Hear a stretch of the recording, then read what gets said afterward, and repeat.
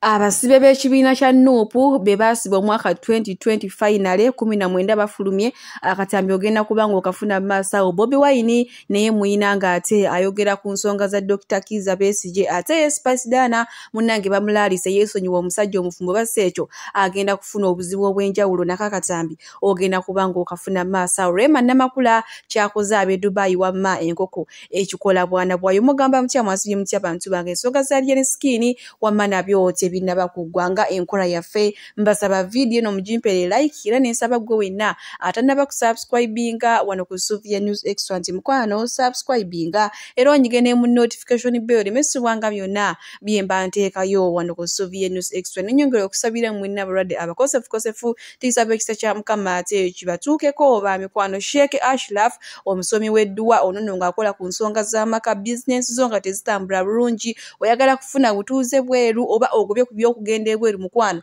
nga gwe bakulya buli ssente zo mukubireko enamba ye ey'essimu eri awo ate wamma akulombereddwa togenda kuddamu kwejjusa munange sigenda kulwisa era nga nkutandise ne Rema Namakula mukyala Dr. omu bw'ati Mama Maria onono wenjogera ssaawa zino ali Dubai era nga munnanga agambye agenda basakata omuziki n'ebitooke bigwe muyina maaso wano nga yeewana naye munnange ekitujja enviiri ku mutwe agenze yekka Irina Mulondo amulese Uganda oba kiki ekyatuukawo sooka olaba akatambi kano ate tweyongere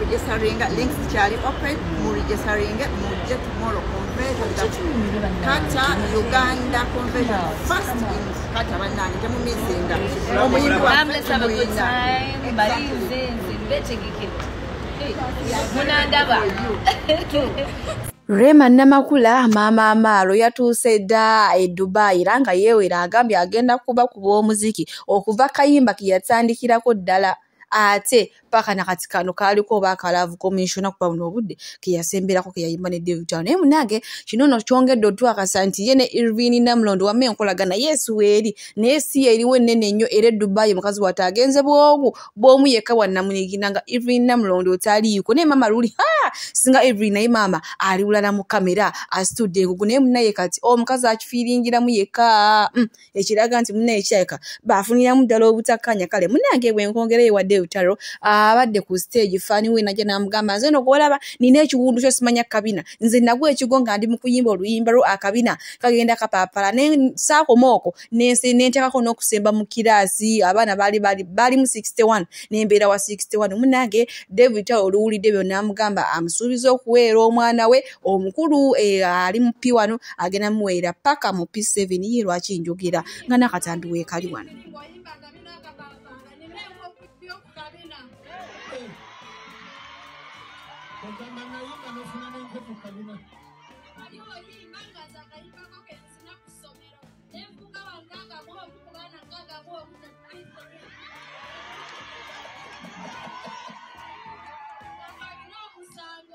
Agakatulongo kunsenzi nofuka wankaga mumu kubana nkaga mumu lwakayimba kange katugenda kusasulira ntanzi olina abaana bameka lolina akola ki oli omulala akola ki asoma kilasi ki ninga muwerera paka mu P7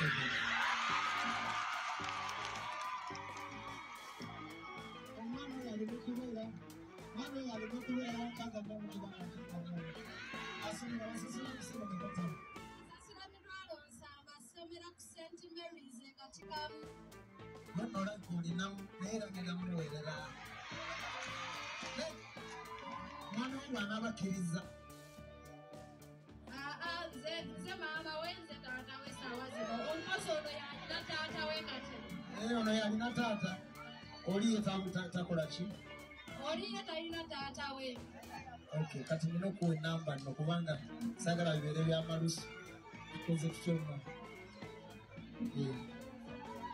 otyo perfect niyo oyo abimalanga muwe enamba naye akuwa enamba tuleme mesiku yange bagikuba. Nsonga kati ntandikire wanze bannange.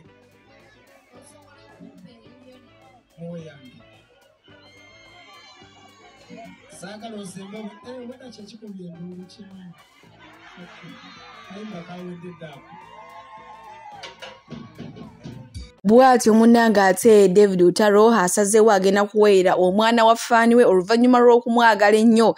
Agambye nti yali edda nga David Utaro nga yakafulumya akayimba akabi nakagenda kapaapaala. Olwo nno omukazi golaba yasemba mu kiraasi baali abaana nkaaga mu omu. Ye yabeera wa nkaaga mu omu nga buli kadde abeera azina kayimba ka David Utaro. Munnange naye okumwebaza asazeewo ate aweere omwana we okuva mu kibiina kyalimu ekya P1 ate paka okutuukira ddala ku P7. Kale nno munnange mulaba ofaani okuddiza kuba mwoyo gw'omuyimbi funayo akadde bafaani bo ogamba obaddizeeko munnange bwe tweyongerayo mbadde mpita ayiteeyo nga ngwakuna mukasa ono namukasa Jeni ow'olugambo ng'agamba Spice Dana munnange omusajja gwaliko naye mufumbo era omukazi nannyini musajja yagambye nti agenda kukumya Spice Dana obulamu bwe bwonna mbu ye alina kyampangira ekinene singa aba teyeesonyiye ebbaawe mbwera munnange buli we tulaba Spice Dana agenze Sweet Canada abeera ageze ku miitingi oyo omusajja ajjukira yakavayo kati namukasa alina audio z'omukazi nga yeewera banange mwesonyiwa abasajja abafumbo bajja bameza ebinaanansi abo abakazi ab'omu maka batoba nnyo so mbagambe ennaku z'omwezi 23 lunaku lwankya mujje mu lunaku lw'abasingoozi ovuna omusajja avudde eri Katonda ovuna omukazi avudde eri Katonda ataliiko nkaayana. Waliwo omuyimbi wammwe Stargirl muyimbi waffe alina ekivulu nga January nga 10 alemedde ku bbaawo omufumbo. Spice is dating a married man. Oli omusajja Jeff Chiwago yamudiringa oyo omusajja omugaga oyo omusajja moze alina omukazi. Bulijjo omusajja oyo mufumbo. Sakitegedde nze bba wa Spice Dana gwe mmanyi moze bulijjo simanyi nti mufumbo. Era essimu yavudde awo mu America nga bagamba bagenda mukuba. Mu Spice leave the married man alone. Mama.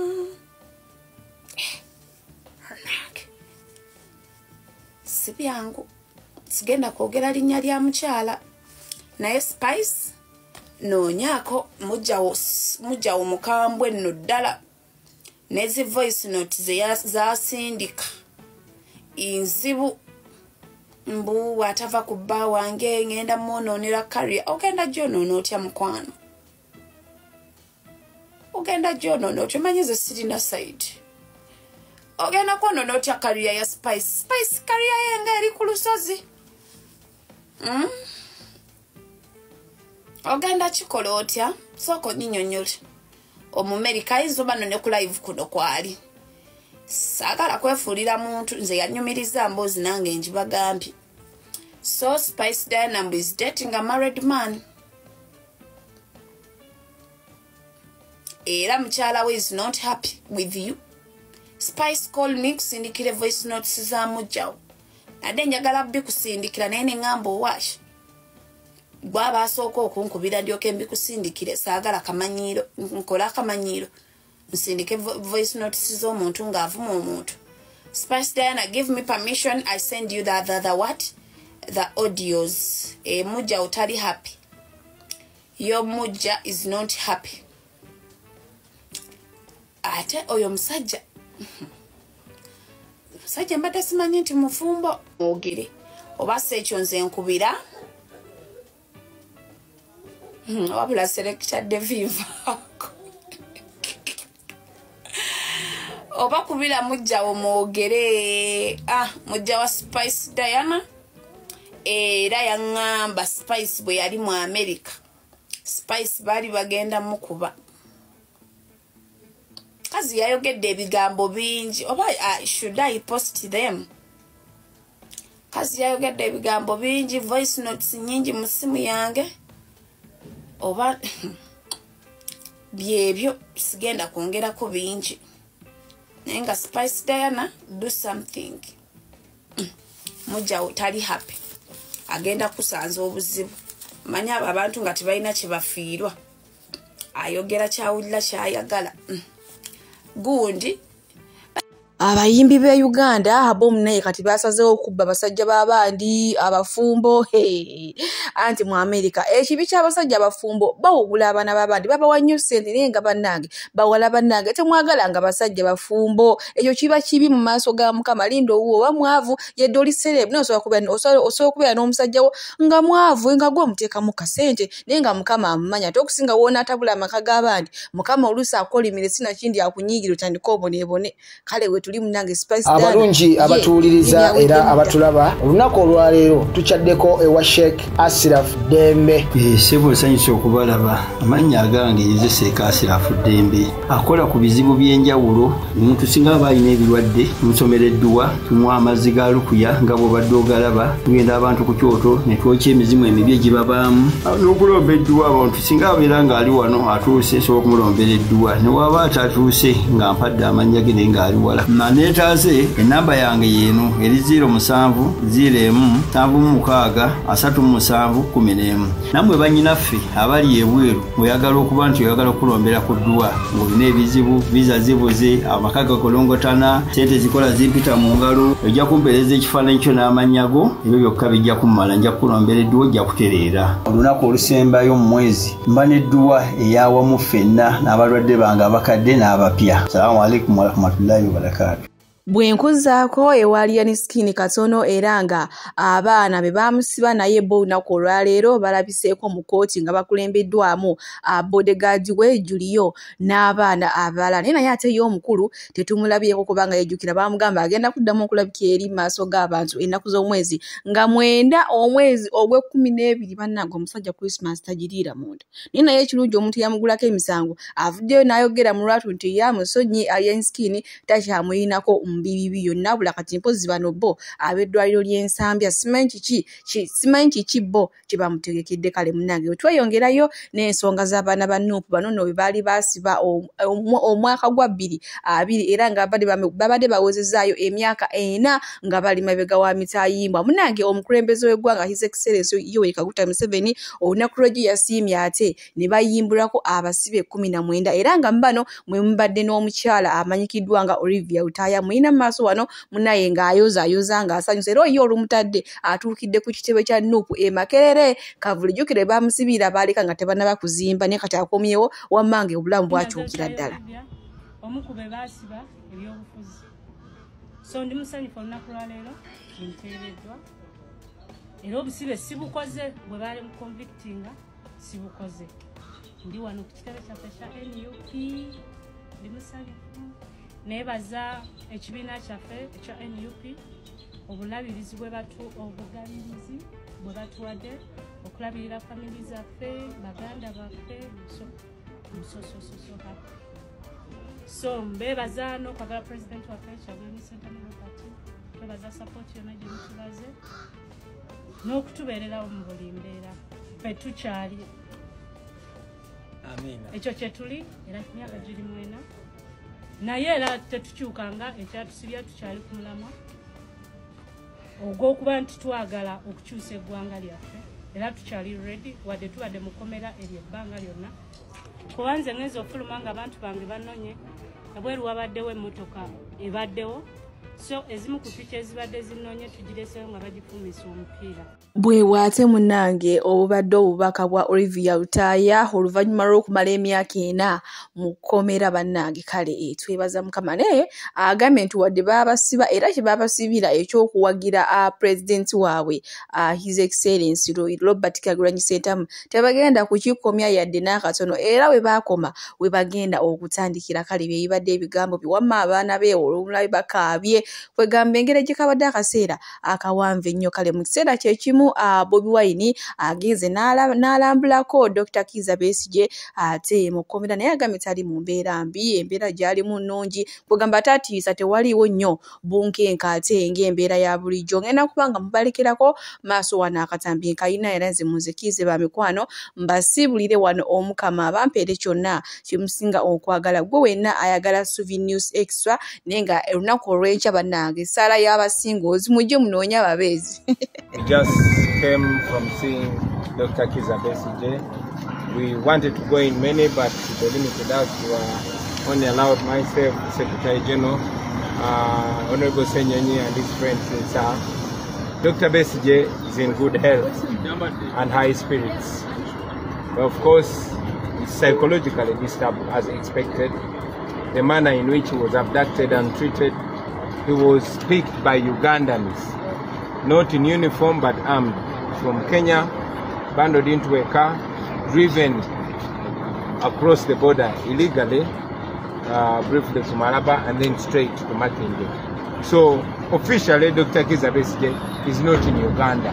He's in Uganda illegally because he was just picked from Kenya. He has told us that he wasn't tortured, although the psychological torture that comes with being bundled and squeezed in a car all the way from Nairobi to Malaba is still on him. And the nature of the bogus charges that were put on him, similar to what was done to me in Arua.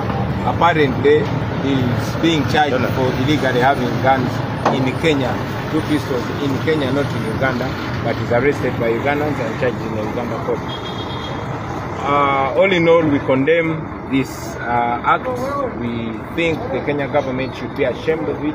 We are glad that they have so far, the Kenyan government has so far distanced itself from this act, but the fact that it was done on Kenyan soil, on Kenyan territory, we expect the Kenyan government to do more than talking. We condemn the impunity of the Ugandan regime, and we call upon all well-wishing Ugandans to stand against this, to condemn it, and to work so hard to see that we return our country to a path of the rule of law. Mwebale nnyo basebo ne bannyabo, tuva munda kulaba ku Dr. Kizza Besigye, tumulabyeko mulamu bulungi era ali strong. Newankubadde era embeera gye bamuyisizaamu temulese kyekimu, naddala mu ndowooza bamukwatidde Kenya.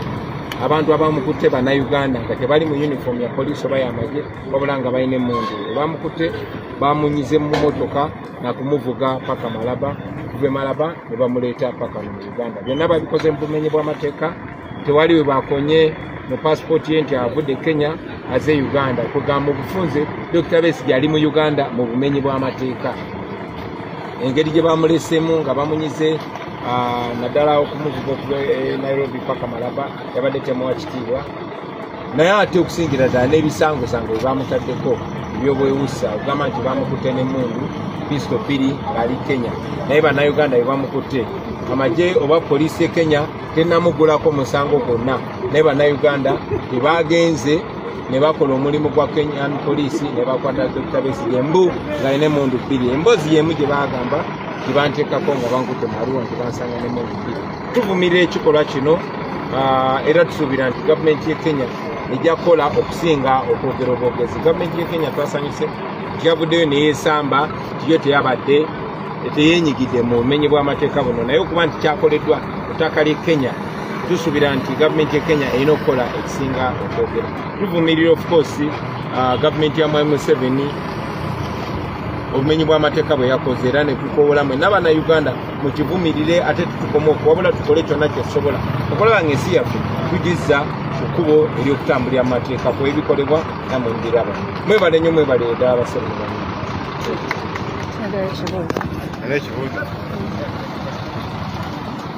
One question. Kibateeka wanga mwe bannabyabufuzi opposition ate nga naye munene mukukuti mu byobufuzi naddala mu nsi zino ezitulinaanye entambula n'enkolagana. Okusingira ddala kikolwa kikyamu nnyo kya bumenyi bw'amateeka obuli ku level eya waggulu. Kyongedde okulaga nti tetuli safe gye buvuddeko ng'abantu abanyigirizibwa mu Uganda wano nga baddunya yali ekyatambulira mu kkubo ery'okugondera amateeka. Naye kakati mwasooka ne mulaba abawagizi ba FDC 36 abawambibwa okuva e Kenya ne baleetebwa wano bumenyi bw'amateeka ne bagulwako guno ebisangosango. Naye ate okukikola omuntu ali ku level ya Dr. Kizza Besigye kyongera otulaga nti tetuli safe, ffenna tuli mu buzibu era tulina okulwana ennyo okulaba ng'ensi yaffe eterera. Kuba leero kiri ku Dr. Kizza Besigye ekyakisobola okutuuka ku muntu yonna. English ekyo kyennyini mu Luzungu. Mu Luzungu badde mu Luganda. The fact that this is not the first time. We remember 36 members of the FDC were abducted from Kenya and illegally brought back to Uganda and charged. Now this, an ordinary person, it has happened to a very respectable opposition leader, Dr. Peter Besigye. It goes further to show us that Kenya is no longer a safe haven. We used to look at Kenya as a safe haven for dissidents in Uganda, especially that it had a certain degree of respecting the law. But now, if this is happening to even senior leaders, then nobody is safe. It should remind us to fight so hard to see that we bring back our country to the rule of law. The president of your country seems to posture as a regional head boy and basically turning other presidents of other countries within the region as pawns on his chessboard. Does this then validate that sobriquet of him being the regional head boy? Yeah, this should speak to all of us. And I'm glad Kenyans have always stood with us. It's not the Kenyan people that did it. It is the negligence or compliance of the Kenyan government.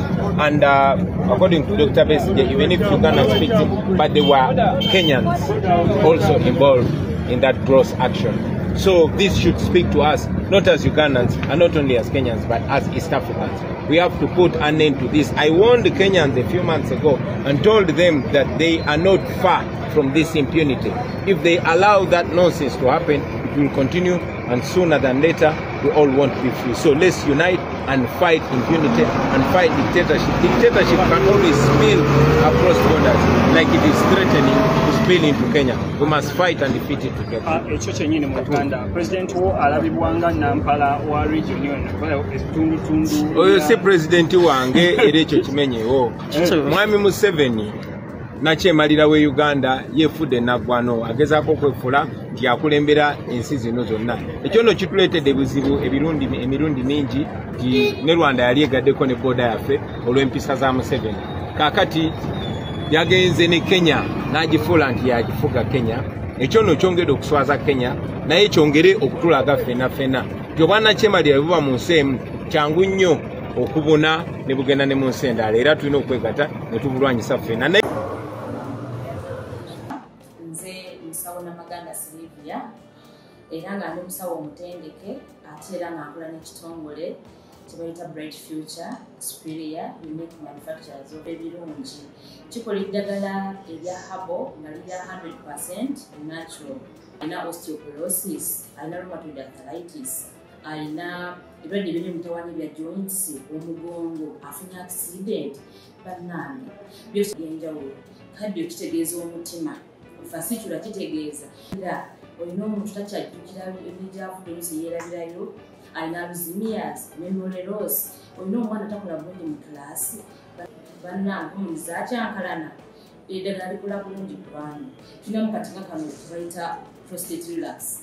Kano akadagala kayamba abaana okutangira prostate cancer, kabayamba alina prostate enlargement. Bannange olina kansa atandiikiriza ali mu stage esookuba ey'okubiri. Mugambe oba sisitawo oba bratawo oba mukwano mugambe ajja kussa akadala kafe kano tagenda kuddamu kulowooza ku ebirwadde. Enkwaso ze tezimala kamuyamba okuyigiriza enkwaso ze nokuzikyawo.